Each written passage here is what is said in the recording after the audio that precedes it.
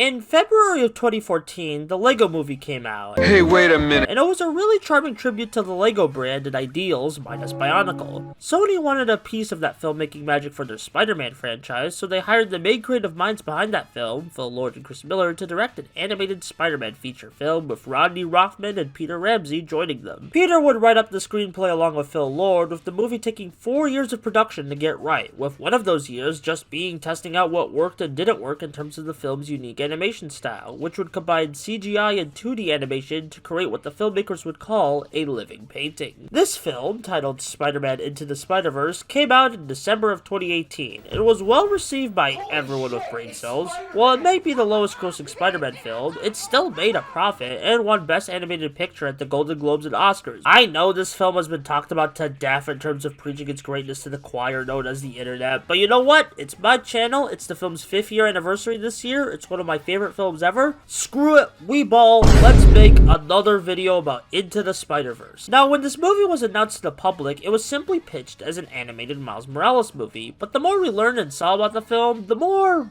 bloated it seemed. There was tons of villains, extra spider people that brought multiversal stakes to Miles' simple origin story. It just seemed to be a hodgepodge of random ideas that doomed other Spider-Man films in the past. You stupid monkey!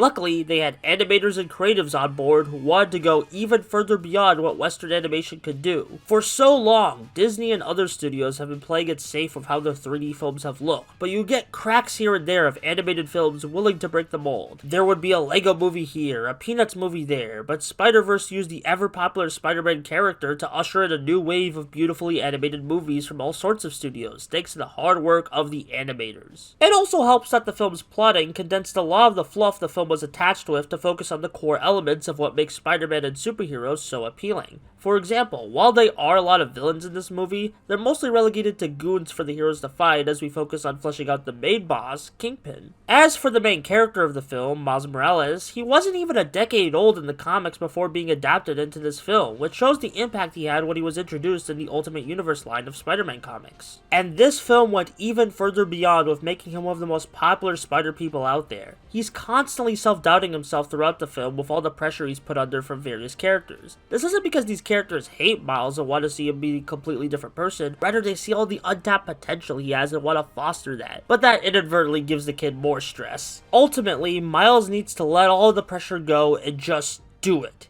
He takes that leap of faith and trusts his talents as New York's new Spider-Man. By the end of the film, Miles has learned everything he can from his fellow spiders, and now he's ready to put it all into practice with his own special sauce against the final boss. If the leap of faith scene was Miles' introduction as his own Spider-Man, then the battle against Kingpin was his declaration that he is Spider-Man. Miles is awesome, but the Sony executives wanted more Spider-Man in the movie, so we need the original Spider-Man that started it all to teach the new generation. So here comes Peter Parker, or should I say Peter B. Parker. This is an old and tired version of the usual Spider-Man, and he might be my favorite version of Peter. Not 100% sure, but he's definitely a fun mentor, being jaded by his old age, but finding the thrill and passion of being a heroic figure again through Miles. I'm just a sucker for mentor and student relationships where they both learn something from each other. I know it's cliche, but it just gets me every time. The other additional Spider people from the multiverse are solid additions to the movie, and I like seeing their bits as they're entertaining without distracting from the core arc of Miles in the movie. Though I like how they choose to use these Spider people to further experiment with the animation, especially with the pig. That's all, folks.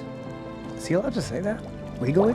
Overall, while I have been preaching to the choir this entire video, I can't help it, man. Spider-Verse is just so good. It's honestly one of my comfort movies. It's a miracle film in more ways than one, and I definitely call it one of the most influential films of the 2010s of how it's influenced Western animation film production. Without this film, we wouldn't get stuff like Mitchells vs. the Machines, The Bad Guys, and my beloved Teenage Mutant Ninja Turtles Mutant Mayhem. If for some reason you haven't watched this film yet, which is a soberingly real possibility, go watch it! It's flashy, it's funny, it's frantic, it's powerful, it's Spider-Verse.